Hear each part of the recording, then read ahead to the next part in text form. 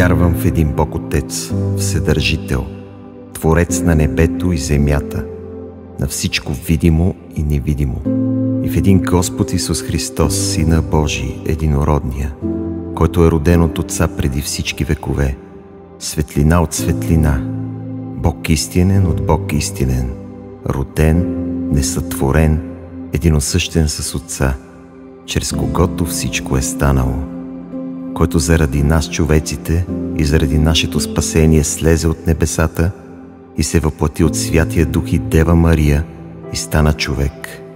И бе раснат за нас при Понтий Пилат, и страда, и бе погребан, и възкръсна в третия ден според Писанията, и възлезе на небесата, и седи отдясно на Отца. И пак ще дойде със слава да съди живи и мъртви, и царството му не ще има край.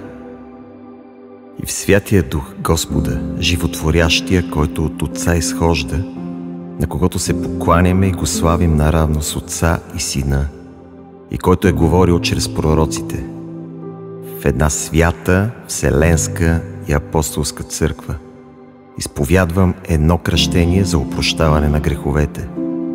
Чакам възкресение на мъртвите и живот в бъдещия век. Амин.